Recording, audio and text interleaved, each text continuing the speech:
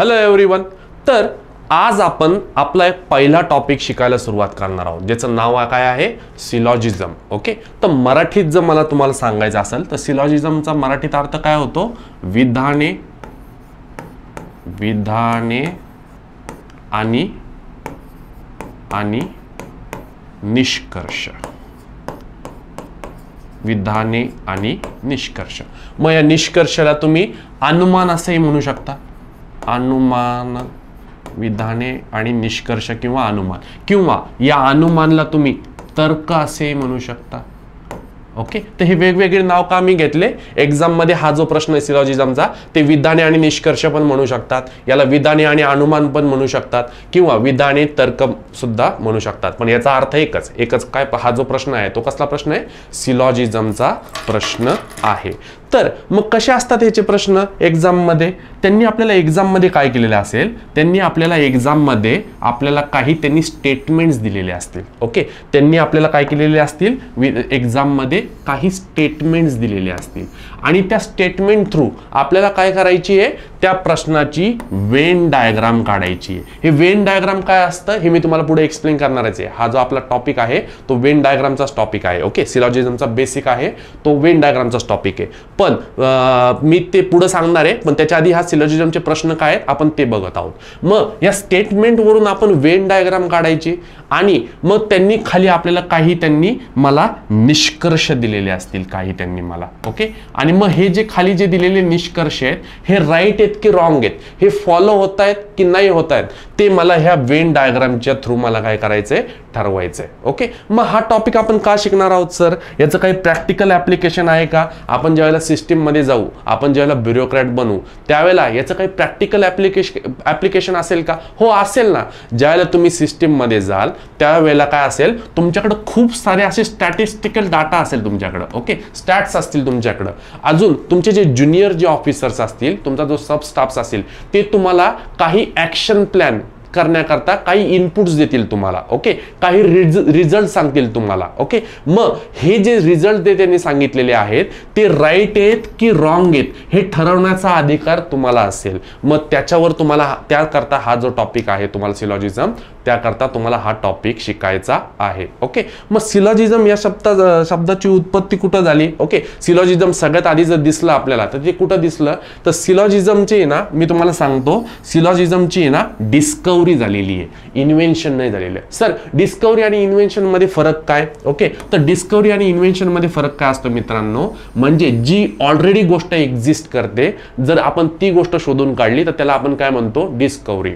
आणि इन्व्हेन्शन म्हणजे काय असतं की एखादी आपण एक नवीन गोष्ट आणली, एकदम कम्प्लिटली नवीन गोष्ट आणली, त्याला आपण काय म्हणतो, त्याला आपण म्हणतो इन्व्हेन्शन. म्हणजे काय, तर ग्रॅव्हिटीची काय झालेली आहे, ग्रॅव्हिटीची झालेली आहे डिस्कवरी. ओके, का बरं डिस्कवरी झाली, न्यूटनने फक्त नाव दिलं त्याला की याला आपण ग्रॅव्हिटी म्हणतो. ओके, तर याला आपण काय म्हणतो, ग्रॅव्हिटीची डिस्कवरी झाली. आणि हा जो माझा मोबाईल फोन आहे, हा जो मोबाईल फोन आहे याचं काय झालेलं आहे, इन्व्हेन्शन झालेलं आहे. हा मोबाईल फोन आधी एक्झिस्ट करत होता का नेचरमध्ये, नाही. याचा प्रत्येक जो कंपोनंट आहे, याचा जो आयसी सर्किट आहे, याचा जो कॅमेरा आहे, याची जे स्क्रीन आहे, याचं जे स्पीकर आहे, हे काय केलंय मी, याचे इन्व्हेन्शन केलेलं आहे, एक नवीन फॉर्म मध्ये आणलेलं आहे याला, म्हणून याला मी काय म्हणतो, इन्व्हेन्शन म्हणतो. मग सर हे सिलॉजिझम पण माझी इन्व्हेन्शनच पाहिजे ना, हे थोडी ऑलरेडी एक्झिस्ट करत होतं, मग तुम्ही याला डिस्कवरी का म्हणला. तर याला मी डिस्कवरी का म्हणतो, तर आपले जे धर्मग्रंथ आहेत, ओके, कोणते कोणते धर्मग्रंथ, बायबल असेल, महाभारत असेल, ओके, रामायण असेल, किंवा अजून मी तुम्हाला सांगतो अरिस्टॉटल, प्लेटो वगैरे हे जे तत्वज्ञान लोक होऊन गेले, यांच्या ग्रंथांमध्ये ह्याचा सर्वप्रथम उल्लेख दिसतो आपल्याला. मग कुठं कुठं उल्लेख दिसतो आपल्याला याच्यामध्ये, तर एक सॉक्रेटिस नावाचे एक सर होते. ओके, अरिस्टॉटल, प्लेटो नावाचे काही तत्वज्ञ होऊन गेले, त्यांचे सर होते सॉक्रेटिस. ओके, तर त्यांनी त्यांच्या ग्रंथांमध्ये एक असं एखादं वाक्य लिहिलंय. Okay, all men are मॉर्टल. त्यांनी काय दिलेलं आहे वाक्य, all men are मॉर्टल. All men are मॉर्टल. Okay, all men are मॉर्टल. आणि दुसरं वाक्य दिलंय त्यांनी, Socrates was man. Socrates was, okay, Socrates was man.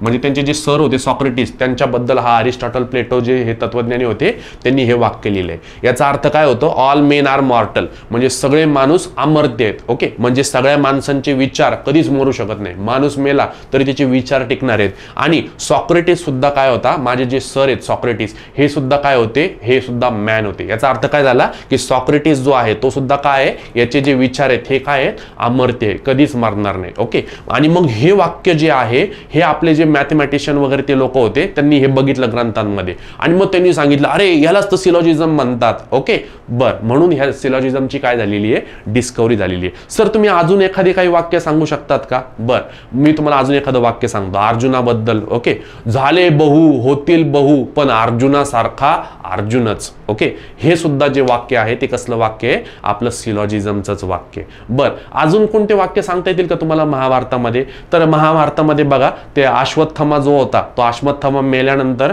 ज्याला दुर्योधनाने कोणत्या तरी एका व्यक्तीने त्याच्याबद्दल एक स्टेटमेंट केलं होतं. ओके, अश्वत्थामा गतो नरो वा कुंजरो वा, म्हणजे अश्वत्थामा मेला तो एक तर हत्ती असेल किंवा माणूस असेल. हे सुद्धा जे वाक्य आहे ते वाक्य कसलं आहे? आपलं सिलॉजिझमचंच वाक्य. ओके, तर सिलॉजिझम शिकण्या अगोदर मला तुम्हाला काय करावं लागतील? आधी ह्याचे थोडेसे बेसिक्स क्लिअर करून घ्यावे लागतील तुम्हाला. ओके, आणि ह्याचे जे बेसिक्स आहेत ते कशामध्ये कव्हर होतील? आपले वेन डायग्राम मध्ये आपले बेसिक्स कव्हर होणार आहेत. मी तुम्हाला सांगितलं ना सिलॉजिझमचा जो प्रश्न जर सॉल्व्ह करायचा असेल तर आपल्याला आधी काय करावं लागते? ते स्टेटमेंट्स वाचून त्याची मला काय करावं लागते? त्याची मला वेन डायग्राम काढावी लागते. आणि मग त्या वेन डायग्राम थ्रू त्याचे जे खाली जे त्यांनी दिलेले जे कन्क्लुजन आहेत मला ते कन्क्लुजन म्हणजे काय? निष्कर्ष किंवा तर्क किंवा अनुमान, हे कन्क्लुजन फॉलो होत आहेत की नाही हे मला सांगायचं आहे. ओके, मग ती वेन डायग्राम काढण्याकरता आधी आपल्याला वेन डायग्राम म्हणजे काय हे आपल्याला समजलं पाहिजे. ओके, समजलं पाहिजे. तर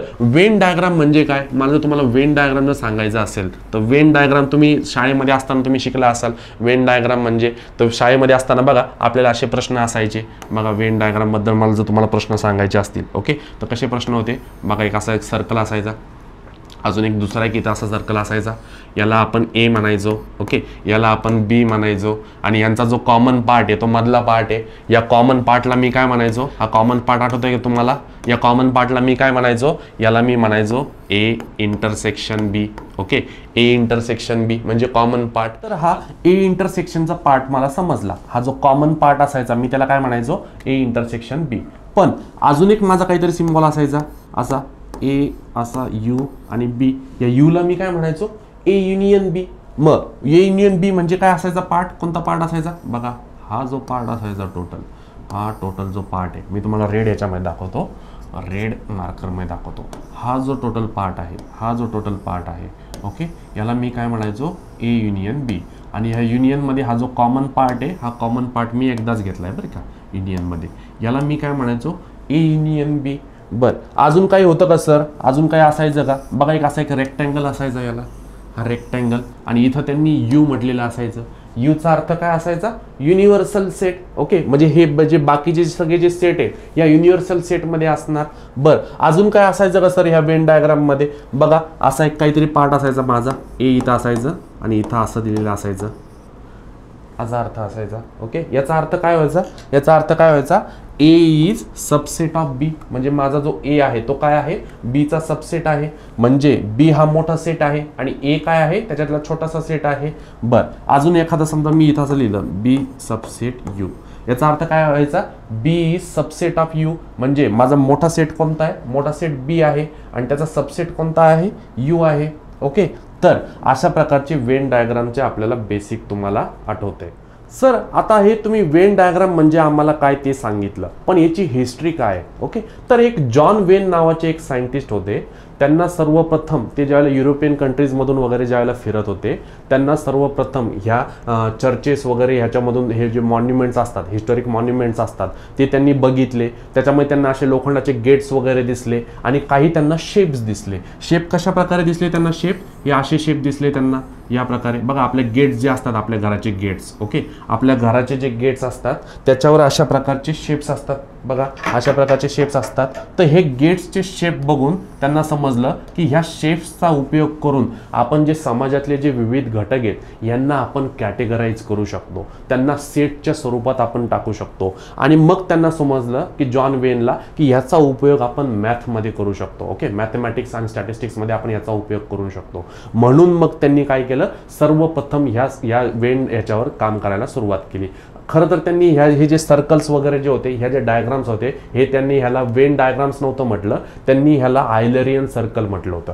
पण त्यांच्यानंतरचे जे लोक आले त्यांनी ह्याच्यावर काम केलं, वेन डायग्राम्सवर वगैरे, ह्या आयलरियन सर्कलवर काम केलं. त्यांना हे जे जॉन वेन नावाचे सायंटिस्ट होते त्यांनी हे जे काम केलेलं आहे हे काम भावलं. त्यांना समजलं की अरे ह्यांनी खूप चांगलं काम केलं या जॉन वेन सरांनी, म्हणून आपण काय करू, या आयलरियन सर्कलला आपण वेन सरांचंच नाव देऊ. आणि मग त्यांनी काय केले, ह्याला वेन डायग्राम म्हणून बोलायला सुरुवात केली. बर, मग वेन डायग्राम म्हणजे काय असतं सर, तर समाजातले जे विविध घटक आहेत यांना पिक्चर स्वरूपात कॅटेगराईज करण्याकरता आपण काय करतो, आपण वेन डायग्राम काढतो. मग याच्यामध्ये आपल्याला सेटची गरज असते. सर मग सेट म्हणजे काय, तर सेट म्हणजे काय मी तुम्हाला सांगतो. समजा तुमचा एक क्लासरूम आहे, त्याच्यामध्ये विविध प्रकारचे मुलं असतील, त्यांच्या प्रॉपर्टीज वेगवेगळ्या असतील. समजा मी काय केलं, एक व्हेजिटेरियन मुलांचा सेट बनवला. ओके, व्हेजिटेरियन मुलांचा मी काय केला, एक सेट बनवला. व्हेजिटेरियन मुलांचा. मग त्याच्यामध्ये हे जे व्हेज खाणारे जे मुलं आहेत, ओके, हे व्हेज खाणारे मुलं, त्यांचे मग मी इथं नावं टाकणार ABCD. ओके, हे तुमच्या क्लासरूम मधले मुलं. किंवा अजून एक नॉनव्हेज खाणारे जे मुलं आहेत त्यांचा एक सेट आहे, नॉनव्हेज खाणारे मुलं त्यांचा एक सेट आहे. मग त्यांचे मी नाव टाकणार इथं PQRST. याला आपण काय म्हणतो, यांना आपण सेट म्हणतो. व्हेजिटेरियन खाणाऱ्या मुलांचा एक सेट, नॉन व्हेजिटेरियन खाणाऱ्या मुलांचा एक सेट. ओके, म्हणजे मी काय करतो, समाजातले जे विविध घटक आहेत, तुमच्या क्लासरूम मधले जे विविध घटक आहेत, मी त्यांना काय करतोय, पिक्चर स्वरूपात काय करतोय, मी त्यांना कॅटेगराईज करतोय त्यांना. मग त्यांना आपण काय म्हणतो, सेट म्हणतो. काही मुलं असे असतील की जे व्हेजही खातात आणि नॉनव्हेजही खातात. ओके, मग त्यांचा सुद्धा एक ग्रुप असेल, तर त्यांना सुद्धा समजा आपण करू आपल्याला व्हेज प्लस नॉनव्हेज त्यांचाही आपण एक ग्रुप बनवू. मग मी काय करल, EFGH. ओके, यांचा एक हा सेट झाला. ओके, तर समाजातले जे विविध घटक आहेत यांना पिक्चर स्वरूपात कॅटेगराईज करण्याकरता मी ज्या गोष्टी वापरतो, मी जे सर्कल्स वापरतो, त्यांना आपण काय म्हणतो, त्यांना आपण म्हणतो सेट म्हणतो. मग चला आता आपण काय करू, आता आपण एक बेसिक वेन डायग्राम्स काढू, जेणेकरून तुमचा हा जो कन्सेप्ट आहे हा कन्सेप्ट अजून जास्त क्लिअर होऊन जाईल. चला मग आपण आता काय करू, आता आपण डायग्राम काढूयात आपण. चला, समजा मी एक डायग्राम काढतोय. मी समजा पहिलं एक सर्कल काढलं, आणि या सर्कलला मी नाव दिलं व्हेजिटेरियन प्राणी. Okay, vegetarian animal. म्हणजे या सर्कलमध्ये मी जे काही ॲनिमल्स टाकल, ओके, त्यांच्यामध्ये कोणती प्रॉपर्टी असेल, प्रॉपर्टी व्हेजिटेरियन ॲनिमलची त्यांच्यामध्ये प्रॉपर्टी असेल. आणि मी अजून एक सर्कल काढतो इथं, अजून एक सर्कल. हा जो सर्कल आहे हा कोणाचा आहे, नॉन व्हेजिटेरियन प्राण्यांचा सर्कल आहे. म्हणजे याच्यामध्ये मी जे काही पॉईंट्स टाकल त्यांच्यामध्ये कोणती प्रॉपर्टी असेल, नॉन व्हेजिटेरियन प्राण्यांची प्रॉपर्टी असेल. याच्यामध्ये जे टाकणार त्यांच्यामध्ये कोणती प्रॉपर्टी असणार, व्हेजिटेरियन प्राण्यांची प्रॉपर्टी असणार. आणि यांच्यामध्ये जो कंबाईन जो पार्ट आहे त्याच्यामध्ये कोणती प्रॉपर्टी असेल, त्याच्यामध्ये व्हेजिटेरियन प्राण्यांची सुद्धा प्रॉपर्टी असेल. म्हणजे ते व्हेज सुद्धा खात असतील. आणि हे जे प्राणी आहेत हे काय आहेत, आणि त्यांच्यामध्ये कोणती प्रॉपर्टी असेल, नॉनव्हेजची सुद्धा प्रॉपर्टी असेल त्याच्यामध्ये. आणि ते प्राणी कुठे येतील, इथं मध्ये येतील. ओके, मग मला सांगा बरं, फक्त व्हेजिटेरियन प्राणी असणारे कोणते प्राणी आहेत, कोणते टाकू, हे जे डॉट्स आहेत ते कोणते प्राणी असतील, सांगता येतील का तुम्हाला? बरोबर, तुम्ही कोणते प्राणी सांगताल, गाय झाला आपला. ओके, अजून कोणतं सांगलं, बैल झालं. ओके, शेळी झालं. बरं, शेळी. अजून कुठले प्राणी आहेत बघा, हरिण झाला. ओके, हरिण. अजून कुठले प्राणी सांगता येतील तुम्हाला, हत्ती झाला आपला. ओके, अजून कुठला प्राणी सांगता येतोय का बघा बरं, व्हेजिटेरियन फक्त व्हेज खाणारे प्राणी कुठले प्राणी आहेत ते, हरिण, गाय, बैल, शेळी, हत्ती. बरं, अजून कुठले प्राणी आहेत का, बघा बरं, सांगा बरं मला. व्हेजिटेरियन. ओके, मेंढी वगैरे झालं, हे सुद्धा जे प्राणी आहेत ते काय आहे, फक्त व्हेजिटेरियन प्राणी. ओके, व्हेजिटेरियनला आपण इंग्लिशमध्ये काय म्हणतो, ज्याला क्लासिकल जो वर्ड मला तुम्हाला सांगायचं असेल तर आपण याला काय म्हणतो, हार्बिवोरस ॲनिमल. पण सुरुवातीला टफ शब्द नको म्हणून मी तो शब्द टाकलेला नाही. आपण काय म्हणतो, हार्बिवरस. आणि नॉन व्हेजिटेरियन याला आपण काय म्हणतो, कार्निवरस. बरं, मला फक्त नॉनव्हेज खाणारे प्राणी सांगा बरं. चिकन हंडी, मटन हंडी, ओके, चिकन कबाब, चिकन टिक्का, ते खाणारे प्राणी सांगा बरं. इकडं कोणते येतील प्राणी ज्यांच्यामध्ये नॉनव्हेजची प्रॉपर्टी आहे, ते प्राणी कोणते आहेत सांगा बरं मला. नॉनव्हेजचे प्राणी खाणारे कोणते प्राणी आहेत आपल्याकडं नॉनव्हेज, बघा बरोबर. कोणते सांगताय तुम्ही, वाघ, सिंह. ओके, अजून कोणता सांगता येईल तुम्हाला, चित्ता. ओके, अजून कुठला प्राणी सांगता येतील का तुम्हाला, तरस वगैरे हा जो प्राणी आहे. म्हणजे बघा, या सर्कलमध्ये मी जे काही प्राणी टाकतोय त्यांच्यामध्ये कोणती प्रॉपर्टी आहे, नॉन व्हेजिटेरियन प्राण्यांची प्रॉपर्टी आहे. बरं, मग हा जो मधला जो पार्ट आहे, मधला पार्ट, याच्यामध्ये दोन्ही प्रॉपर्टीज पाहिजे मला. व्हेज खाणाऱ्यांची पण प्रॉपर्टी पाहिजे आणि नॉन व्हेज खाणाऱ्यांची पण प्रॉपर्टी पाहिजे. मग इथं मधला जो पार्ट आहे, इथं कोणते प्राणी टाकता येतील मला, मधल्या पार्टमध्ये मला कुठले प्राणी टाकता येतील, मधल्या पार्टमध्ये कुठले प्राणी टाकता येतील मला. इथं बघा, माणूस टाकू शकतो, सगळ्यात महत्वाचा माणूस. बघा, माणूस व्हेजही खातो आणि नॉन व्हेजही खातो. बरं, अजून कुठला प्राणी सांगता येईल का मला, बघा कुत्रा वगैरे, कुत्रा. ओके, व्हेजही खातो नॉन व्हेजही खातो. बरं, अजून कुठला प्राणी सांगता येईल का, मांजर वगैरे, मांजर. बरं, अजून कुठला प्राणी सांगता येईल का, नाही सांगता येणार. बरं, तुम्हाला सांगता येईल तुम्ही टाकू शकता डायग्राममध्ये. बरं, बघा तुम्ही एक गोष्ट लक्षात घ्या, माणसाच्या संपर्कात जे प्राणी आलेले आहेत तेच प्राणी असे आहेत बरं का, व्हेजिटेरियन पण आहेत आणि नॉन व्हेजिटेरियन पण आहेत. बरं, तुम्हाला वेन डायग्राम म्हणजे काय समजलं. चला आता आपण काय करू, अजून एका प्रश्नाची आपण वेन डायग्राम काढू. चला आपण बघूया, अजून एक वेन डायग्राम काढूया. समजा मी काढली एक वेन डायग्राम, उडणारे प्राणी. ओके, उडणारे प्राणी. या सर्कलमधले जे सगळे प्राणी आहेत माझे, ते काय आहेत, या सर्कलमधले सगळे जे प्राणी आहेत ते काय आहेत, उडणारे प्राणी. बरं, उडणारे प्राणी. बरं, उडणारे प्राणी. आणि अजून एक सर्कल काढूयात आपण. त्या सर्कलला आपण काय म्हणूयात, हे जे आहेत ते 4 पायाचे प्राणी. 4 पायाचे प्राणी. म्हणजे या सर्कलमध्ये जे सगळे जे पॉइंट आहेत ते काय आहेत, उडणारे प्राणी आहेत. आणि या सर्कलमधले जे सगळे जे पॉइंट्स आहेत, जे काही मी ॲनिमल्स इथं टाकन, ते काय असतील, सगळे 4 पायाचे प्राणी. मग मला सांगा बरं, उडणारे प्राणी कोणते असतील. उडणारे प्राणी मला तुम्हाला जर सांगायचे असतील याच्यामध्ये, ओके, म्हणजे असे प्राणी की ज्यांना 4 पाय नाही आहेत. मला इकडे टाकतोय ना, मी या साईडला टाकतोय ना, म्हणजे 4 पाय नाही, म्हणजे 3 पाय, 4 पाय, 5 पाय, 4 नाही, 3 पाय, 5 पाय, 8 पाय, 9 पाय, 10 पाय, 11 पाय, किती पण चालतील. पण त्यांना किती पाय नकोय, त्यांना 4 पाय नकोय. मग कोणते असतील असे उडणारे प्राणी, बरोबर. कोणते असतील सांगा बरं मला. पोपट. ओके, पोपट, चिमणी. बरं, अजून कोणते असतील, कावळा. ओके, चिमणी, कावळा. अजून कुठले बघा, गरुड. बरं, अजून कोणते, घुबड व मोर. ओके, मोर उडतो ना बऱ्यापैकी. मोराला उडतो ना, मोर उडतो चांगला. कोंबडी टाकायचं का, कोंबडी काय उडते का, आरती उडी मारती फक्त. ओके, एका झाडापर्यंत, कोंबडी थोडी उडते. ओके, बरं. आणि आता मला असे प्राणी सांगा की जे काय आहेत 4 पायाचे प्राणी आहेत. म्हणजे या साईडला 4 पायाचे प्राणी. 4 पायाचे प्राणी पाहिजेत, पण ते मला कोण नकोय, ते मला उडणारे प्राणी नकोय. बरं, उडणारे प्राणी नकोय. बरं, मग बघा बरं, कोणते सांगता येतील 4 पायाचे प्राणी, बरोबर. तेच मग असे आपले ते व्हेजिटेरियनचे मी प्राणी टाकले किंवा नॉन व्हेजिटेरियनचे, बरोबर. गाय, बैल. ओके, सिंहाला टाकू शकतो का आपण, सिंहाला टाकू शकतो ना. सिंहाला 4 पाय असतात ना. त्यांनी काय इथं व्हेजिटेरियन नॉन व्हेजिटेरियनमध्ये कॅटेगराईज केलंय का, नाही. सिंह. अजून काय सांगता येईल मला, हत्तीला टाकू शकतो आपण, हत्ती. बरं, अजून काय टाकू शकतो, वाघ वगैरे. हे जे प्राणी आहेत ते काय आहेत, 4 पायाचे प्राणी आहेत. म्हणजे त्यांच्याकडे जी प्रॉपर्टी आहे ती कोणती आहे, 4 पायाच्या प्राण्यांची प्रॉपर्टी आहे आपल्याला. मग आता मला काही मध्ये प्राणी टाकायचे या ठिकाणी, म्हणजे त्यांच्याकडे उडणाऱ्या प्राण्यांची सुद्धा प्रॉपर्टी पाहिजे आणि अजून एक कोणती प्रॉपर्टी पाहिजे मला, त्यांना 4 पाय सुद्धा पाहिजे. मग बघा, उडले पण पाहिजेत आणि 4 पाय सुद्धा पाहिजेत. ओके, 4 पायाचे प्राणी, उडले सुद्धा पाहिजेत आणि 4 पायाचे सुद्धा प्राणी पाहिजेत मला. ओके, मग सांगा बरं मला कोणते सांगता येईल, उडणारे आणि 4 पायाचे प्राणी कोणते सांगता येतील आपल्याला, मधमाशी वगैरे. बरं, मधमाशी, आपली जी मधमाशी असते, मधमाशी. ओके, अजून कोणते सांगता येईल आपल्याला, कुठले प्राणी सांगता येतील मला, मच्छर वगैरे. अजून कुठले प्राणी सांगता येतील आपल्याला, ओके, माशी वगैरे, साधी माशी वगैरे असते आपली ती. ओके, अजून कॉकरोच वगैरे. कॉकरोचला 4 पाय असतात का? कॉकरोचला भरपूर पाय असतात, पण आपण इथं अज्युम करू कॉकरोचला समजा 4 पाय असतात. ओके, कॉकरोच वगैरे. बरं, अजून कुठले प्राणी सांगता येतील का ज्यांना 4 पाय आहेत वगैरे? फुलपाखरू वगैरे. ओके, फुलपाखरू वगैरे जे प्राणी आहेत. ओके, म्हणजे काय, हा जो मधला पार्ट आहे त्याच्याकडे ही 4 पायाच्या प्राण्यांची सुद्धा प्रॉपर्टी आहे आणि काय, उडणाऱ्या प्राण्यांची सुद्धा प्रॉपर्टी आहे. म्हणजे वेन डायग्राम म्हणजे काय याचं बेसिक तुम्हाला आता समजलेलं आहे. ओके, बरं, आता आपण काय करू, या वेन डायग्रामवर काही बेसिक क्वेश्चन सॉल्व करूयात. ओके, चला तर मग आता आपण काय करू, वेन डायग्रामवर काही बेसिक क्वेश्चन्स बघू.